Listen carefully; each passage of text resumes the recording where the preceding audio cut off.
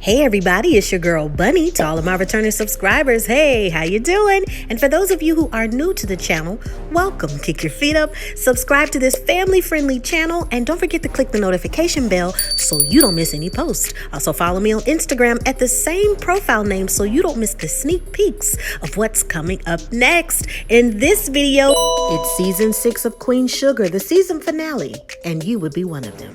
I give a full episode recap with photos offset to the side, and then I give my review at the end. No need to dig around. I have all of the minute marks in the comments. It's all coming up next.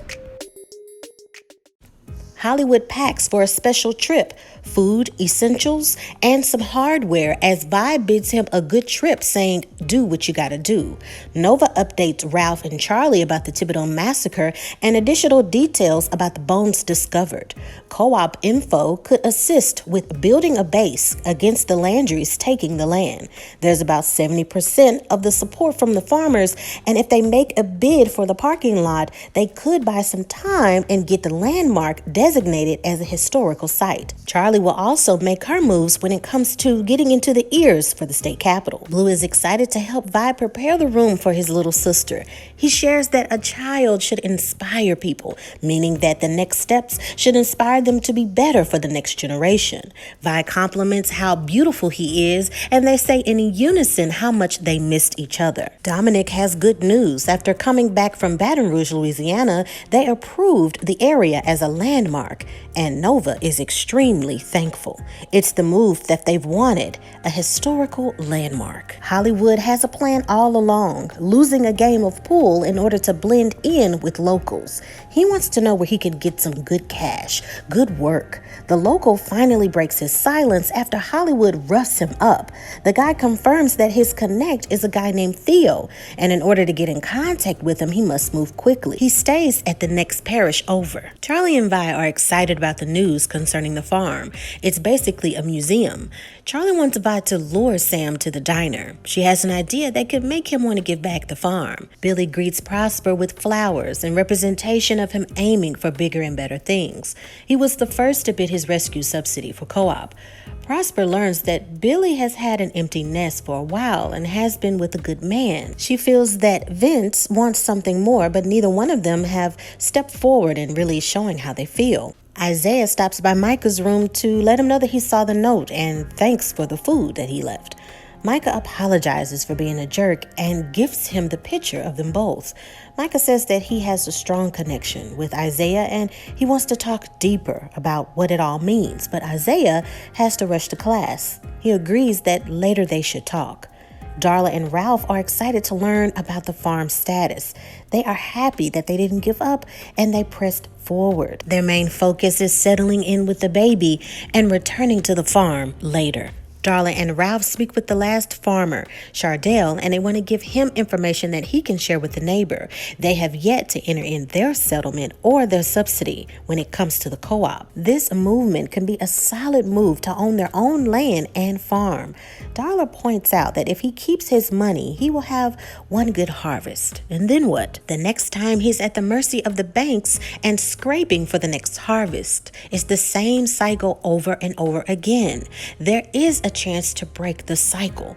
He agrees to give his portions to the co-op.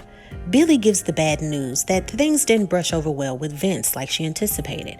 Prosper is worried that Jimmy Dale made her heart cold, but Billy assures that things just didn't work out. Prosper wants her to know that whatever she decides, that he'll be there to support her. Hollywood works the bars, searching for more information about Theo.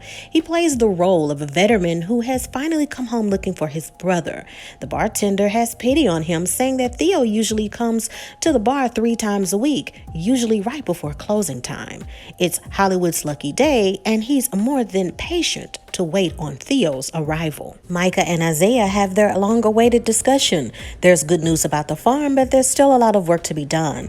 Micah is seeing the world around him. He talks about how being a student, you feel that you can go out and change the world, but the reality holds the truth.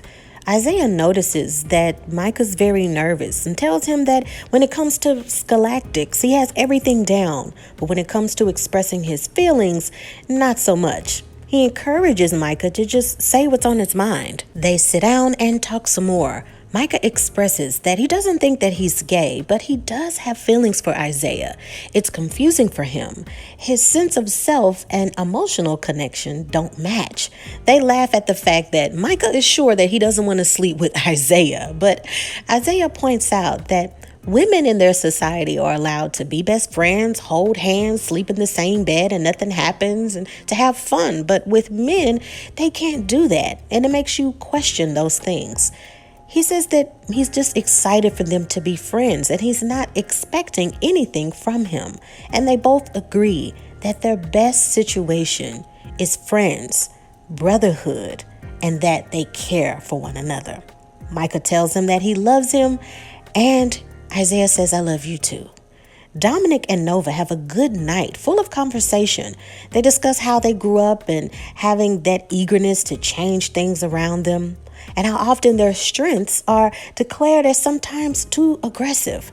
Dominic apologizes for putting the brakes on that potential kiss that they might have shared a while ago. He explains that in the past he moved too quickly with people, and Nova agrees that a lot of the time she mistook infatuation and passion for love, and all it did was just hurt everyone involved. Dominic says that he doesn't want to hurt her, and she doesn't want to do the same thing, and they finally share a much-awaited, passionate kiss. Charley tells Davis that the beginning of the campaign is already exhausting. Maybe running isn't such a great idea. Davis encourages her to just hang in there, and maybe getting some rest is essential. Maybe she just needs to just reset and rest. She misses him dearly and wishes that she could see him. And as a surprise, Davis is there. He had some layover time and wanted to see her. He's planned a special night just for Charley. They share some good music and food. And Charley says that I'm just tired. She's exhausted from trying to fix and save everything and everyone. Davis says that helping people is her gift. It's just a difficulty in balancing it all. Charley just communicates that she has an invitation for Davis, and he's all ears. She wants to plan for their next picnic.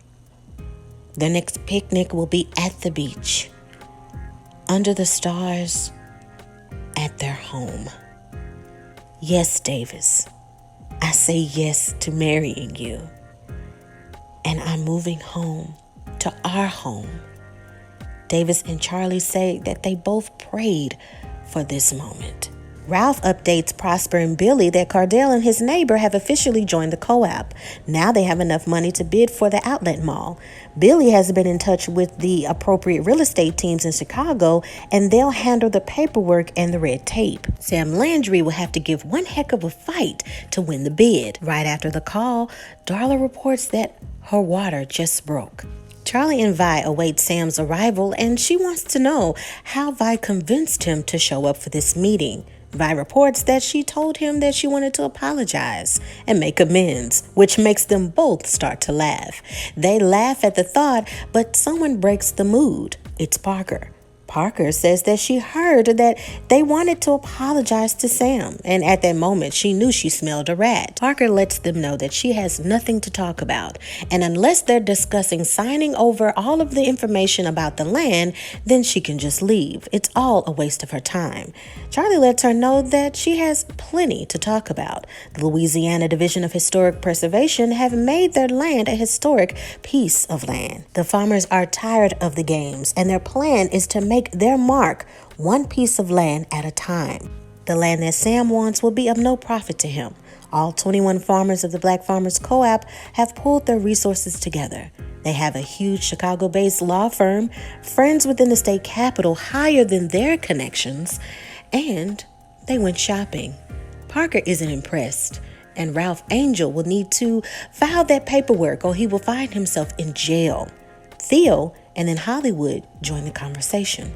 Theo is present to tell the truth. He's done with the Landrys using him, and he knows too much.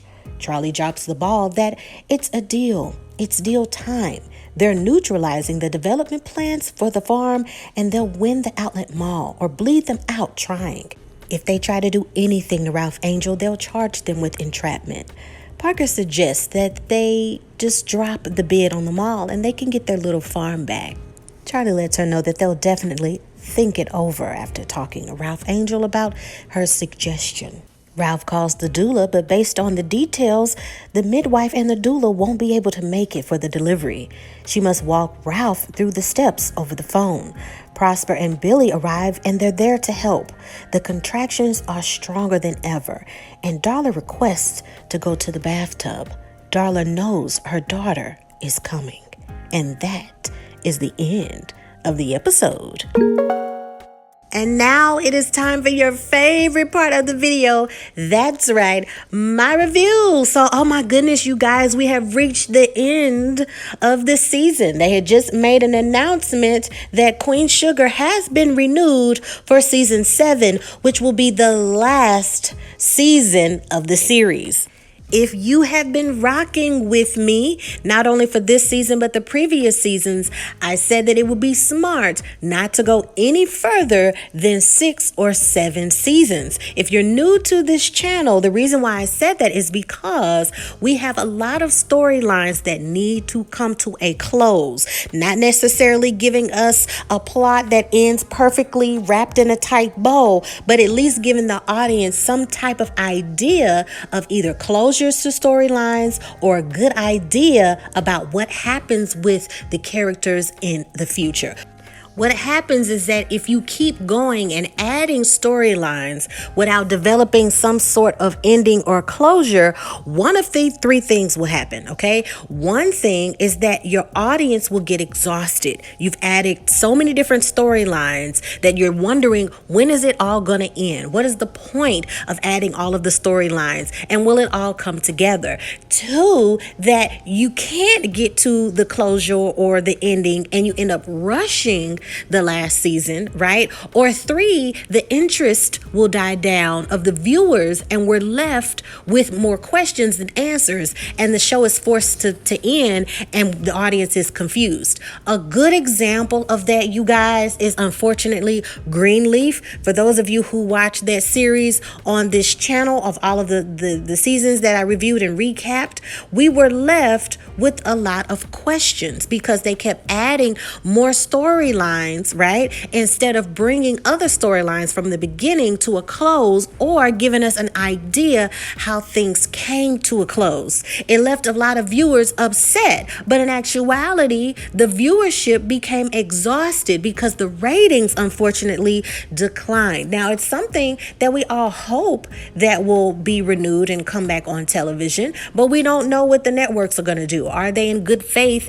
that if they do rekindle those shows again, will the audience be interested? I do think that they'll be interested, but it will be a risky return because we need to go back and we need to close out a lot of the storylines, and they started to develop too many storylines to where it felt less and less as a drama and more as a soap opera, unfortunately. I will put that link in the first pinned comment, okay? If you guys missed that and me giving all of the facts about why the Greenleaf series came to a close, and I have all of those details there, make sure that you check out that link in the pinned comment. So let's get back to the season finale of Queen Sugar.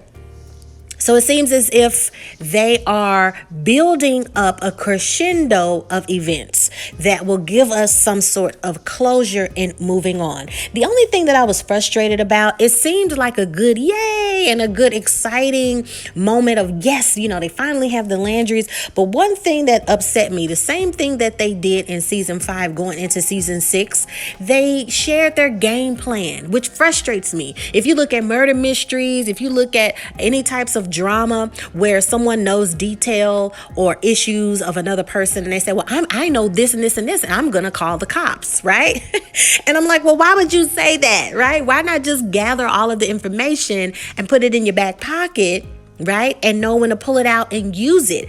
Charley and everybody have put all the cards on the table. This is what we know. We got Theo. He's ready to talk. He knows a lot of information. This is what the co-op is doing. We're thinking about buying the mall. We're thinking about buying this. We have the land approved as a historical site. Just giving her all the information.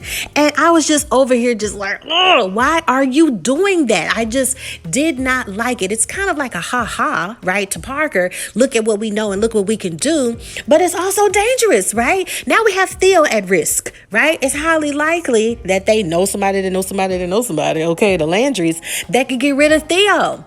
Okay, they could get rid of him and he can become missing. We also have now the families at risk because they know so much information. Charley boasts about how we have this high lawyer power team in Chicago and they're getting all of the paperwork ready and they're doing all of the crossing the dotting the I's and crossing the T's about all of that, right? But we are trusting Billy's word that everything is coming together and they have everything looked over. Now, that is possible, but maybe that's a detail that the audience didn't see, right? But we are entrusting Billy's actions and what she's doing and what she knows. She's not a lawyer, but she has the connections with the lawyer. They say they have the connections. Oh, we have connections higher than you.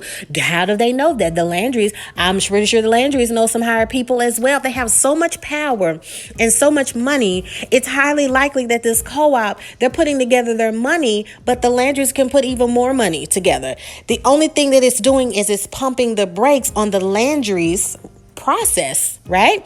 All that they would have to do is get rid of Theo, right? Present the information that they have about Ralph, and then they can send Ralph to jail and they can get the Bordelon land. It's that simple, right? So that's why it was that frustrating to me that they shared that information with Parker. Parker is sharp, okay? And she can definitely communicate this information. And now the Landrys have information in their pocket about the land. Now let's move on to Dominic. I've said from the beginning, since we were introduced to this character, that I don't trust him. I've been saying that. I've been saying that it's possible that he works for the FBI or whatever the case may be, or that he's been hired, right, to help Nova with all of this information.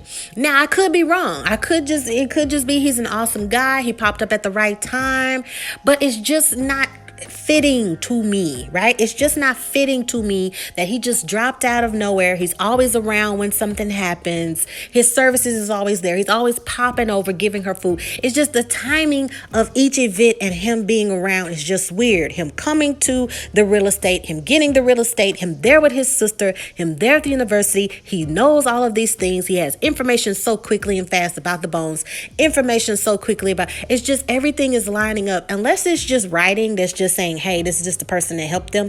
Okay, cool. I just find it odd. And if that's the case and they just wrote it like that, it makes it seem very rushed in a point that you just have this person that's just dropping in, giving you all of this information. I feel that either he's working for higher government or he's been hired by somebody fishy, right, to snatch the rug from under the Bordelons, thinking that they have a heads up in all of this. Now they are, they do have this certification of the historic landmark. They do have the paperwork on that. I mean, you can't fake those, I would hope not, but it just seems really odd to me. And I'm just finding it hard to just really grasp him saying that he's taking things slow with her and then he gives her the kiss and all sorts of stuff. It just seems like somebody maybe plan. I don't know. But I mean, now that I'm looking at it and season 7 has been confirmed as the final and last season, maybe they'll just run into some legal issues, some little hiccups here and there. And then closer towards the end of the season, we could get some idea about the closure, about how the family will move on or proceed with whatever they can to maintain their ways of life. Now, let's talk about Charley. Now, Charley is finally understanding that, oh my goodness, I'm helping people and I'm just exhausted. I help people all the time and now I've just had enough, right? For those of you who are givers, I'm a giver. It makes me happy to give. It makes me happy to see other people. It's hard for me to receive, right? Because I just want to make sure everybody else is okay and happy, and that gives me peace. With Charley, on the other hand, and I'm pretty sure a lot of people that are helpers, we reached this crescendo and climax of, oh my goodness, I'm exhausted. And now that I've given and given, I don't have anything left for me. What are we to do? She's reached that point in her life and she's just like, you know what? I'm tired. I'm starting this campaigning and I'm already exhausted. I mean, I finally have a moment to breathe. I know, Davis, you're telling me to stop and maybe just rest and reset, but she's done. Okay. She's just telling him, I get what you're saying. I thank you for the support, but I'm just emotionally over it. She's just like, look, here's a proposal. Okay. How about the next time we have this picnic? It's going to be under the stars on the beach back at the house. Right. This is what I'm hoping. I'm hoping she's just not saying that out of exhaustion. I'm hoping that she's honestly feeling that way and not giving up on her dreams, right? If her real dreams is to run, then I think she should do it. It wouldn't be fair to Charley to just say that and just like, I'm exhausted, I quit. I don't want to do this anymore. I'll let my man take care of me. Let's just move back to the house in California. I hope she's not doing that. I mean, anyone can understand her exhaustion. I mean, I get it. You know what I mean? But I hope she's doing that because she's genuinely saying, you know what, I'm sick of this. I thought I could take care of everything. I thought that I could run. I thought I could do this. I thought that I could do that. But you know what, I'm sick of it, child. We just go to the beach and kick it and go back to the house, honey. I'm tired of this city, tired of people here, tired of everything. Just take me going back to Cali. She's had enough. If that's what you really want, Charley, I hope so. We'll find that out in season 7, of course. But I hope she's just not saying it because she's tired, child. I hope she ain't saying it because she's tired. Also, we got to think about how people are going to perceive their new, moving forward with a wedding. And maybe we'll see a wedding in the 7th season and see them get back together. I don't know how they're going to write that, but that's going to be really interesting that they're back together. Who's going to have a problem with it? How politics going to feel about it? Does Charley say, I don't even care what y'all say about me. I'm going to marry this man and I'm going to go back to the house. Okay, cool. With Micah's character, okay, so this is something that I discussed in the last review about how with each generation, there's something new in discovery about emotion, economy, health, and wealth. It comes with every generation, you guys. And with the generation that Micah's in, Micah's just like, okay, my emotional feelings and my physical feelings aren't matching up. I just know that I just love being around you, man. And I know that I care. So it's just these discussions of sexual fluidity and all this other stuff. And there's becoming more categorizing when it comes to how you feel about intimacy and what does that mean to you? And he's just communicating that. And I think the writing is just saying, you know what? How you feel might be confusing to you, but at least communicate that to that person, And I've said so many times in so many reviews exactly what the character Isaiah said in this episode, that, you know what, society depicts women this way and men that way. If guys want to hold hands, it's automatically perceived as gay, but women can do that all the time. They can hold hands, they can skip down the road, they can go to the mall, they can even sleep in the same bed, and it's not even like that. They just chilling and they're like, girl, we gonna kick it. It's not like that. But when it comes to men, and if they're interested in doing that, it's already something that's homophobic, which is true, right? How you grew up, where you grew up, all of those things change those perspectives. And a lot of generations are saying, hey, let's revisit this and let's rethink this. And do I have to just have this one mode of thinking? Also, if you think a certain way, that's cool. But I think the communication, right, is if that's how you feel and if that's what you're saying, why does that affect me? Why do I care, right?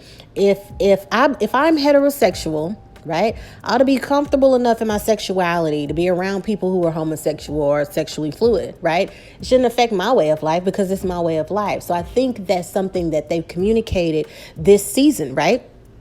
When Chardell, I hope I'm saying his name right, the farmer was just like, y'all awfully close in that picture. Y'all awfully, it's just the thought of it and the imagery of it just ruffled his feathers and he was just so uncomfortable. But the conversation is, why is that making you uncomfortable? It's not you. It's not somebody on you. You're not in the picture. Why are you tripping? So a lot of fans' feathers got ruffled with the Micah character. So many people were upset and just so confused. But it was good. It's good that people are understanding the emotional connection and why are they feeling that way, and why is it making you upset? Why does it make you feel that way? So those are those conversations that were necessary. It opens the mind more to understanding other people. You may not agree. You may not understand it, but peace is the main goal. Peace in living together, loving one another, and respecting each other's choices. Now let's go to Nova, right? I've said for the longest that I'm just so frustrated with Nova, right? Nova does so much, but I just need her to just take a beat, just like Charley, and kick it and chill, right? We've seen her up and down and, you know, relationships and all this stuff. And she's taken accountability for certain things in the relationship, you know, in the past, and having affairs with people and all sorts of stuff. And she's come to this realization of, okay, this is what I want. This is cool. This Dominic guy is cool and everything like that. But it's just like Nova does all this reflecting, but I think with this character, she has yet to learn to be happy to be by herself. It's, you know, but we only got one more season, so it's just like, you know, how can we really dive into that? I don't know what they're going to do. We will probably have 10 seasons. We will probably have 10 episodes next season, which would make the most sense. I mean, we got to get this to see the new baby, right? We got to see, you know, what's going to happen with Blue and his continued education. Micah, are they going to fast forward montage to where he's graduated? Like, you know, there's just a lot of things. And they really got to start to bring those storylines to a close. And it's perfect that they're doing this, and this is the last season, because if they had stretched it, the audience would get completely exhausted. Things would just build on top of one another, right? And it would just be confusion, and it's possible the ratings could go down. It could be canceled, and we're left with all these questions, and we're confused and we're upset that we never got to find out what, right? Good example with Nova's ex-boo, right? Calvin. We can ask, okay, where did he go? Right? Even though he made those moves to make things right and all this other stuff, where did he go? Right? Did he go to another city? Is he in another state? Is he disappeared? Is this a character that's gonna pop back up? You know, there are a lot of storylines that kind of faded. And with the writing, what writing can sometimes do is make the audience forget. The less you mention the character, audience have short attention spans, and they forget completely about the character. If writers don't know what to do, they say, well, let's mention this name less and less and less, and hopefully they'll forget about it. Good example, Davis's daughter. Where did she go? It's like, oh, hey, I got this daughter. You know what I mean? We met her one time. She stopped by Charley's house, and it was like, oh, hey, how you doing? You know, and then after that, we didn't hear from her anymore. That's that type of writing where it's just like they mention it. The audience knows she exists, but we don't have to really talk about her in the next few episodes because she's quote unquote not important to the series. I don't know how they're going to do that, but that's an example of how writers will kind of do the Jedi mind trick and make you forget about stuff. Okay. I'm excited to see what season 7 has in store. I'm glad that it's coming to a close. Speaking of coming to a close, you guys check out the last season of Insecure, season 5. I'm doing the recaps and reviews of that season as well. If you have not seen the previous season, make sure that you binge watch. That link is in the pinned comment as well. Check out Wu-Tang: An American Saga, which is a Hulu original series. I do have those 2 seasons as well for you to binge watch. It's an Emmy-nominated series. Hopefully the next season, for season 3, they will actually get to take one of those Emmys home. It is an amazing series. It's to where the writing is so great, to where if you've never heard of the Wu-Tang Clan, you will be able to learn and find out information about the group, develop emotional connections to the songs, how they were developed. Of course, some things here and there are not 100% accurate because it is television, okay? Chill out. But there are documentaries as well that you can check out, or if you really want to get the true, you know, whatever, that you can watch those too. But the series is pretty awesome, okay? So you need to watch that. Also, check out so many other shows. We have the Emmy award winning, right? Over 13 times, The Handmaid's Tale. Check that out. That's in the link. That's in the pinned comment. It's just so much. Star Trek Picard. There are a lot of shows, you guys, that have been renewed that are coming back. Also, make sure to check out the reality dating show Ready to Love, you guys. That's on the OWN network as well. If you have not watched that, make sure that you check out that pinned link and binge watch that so you can join the conversations. In the meantime, in between time, like this video, you guys. Share. Put your comments down below. Also follow me on Instagram at the same profile name, officialbunne_e, to see the sneak peeks of what you've been missing out on. There's so much coming, you guys, to my channel for the next year that I am so excited about. My channel is almost 2 years old. I'm so excited, and I've done so much on this channel. There'll be so much more. I'm excited. I'm going to make the announcement soon about what's coming to the YouTube channel. In the meantime, enjoy, binge watch. Also watch Queens, right? The new series on ABC. Make sure to binge watch that as well. Tonight is season 5, but if you missed it, make sure that you binge watch that. Okay, you guys? I have the reviews and recaps of that show as well. It's one of those shows where I saw the preview and I'm like, oh, that looks like it's going to be so cheesy and dumb. I don't want to watch it. But you guys, it is addicting and it is very entertaining. And we have amazing music, you guys, that is in this series. Absolutely amazing. It's starring Eve, Brandy Norwood, just so many people. Okay. Make sure that you take care of yourself and each other. Like this video, put your comments below. I cannot wait to read your comments and what you thought. Do you agree? Do you disagree? What are some of your estimates for next season? Until next time, take care of yourself and each other. I love you guys so much. Thank you for rocking with me this entire season. Your girl did her thing with all the editing, y'all. But you know my motto, when one show ends, another one takes its place. We don't stop. I'll see you guys next time. Bye.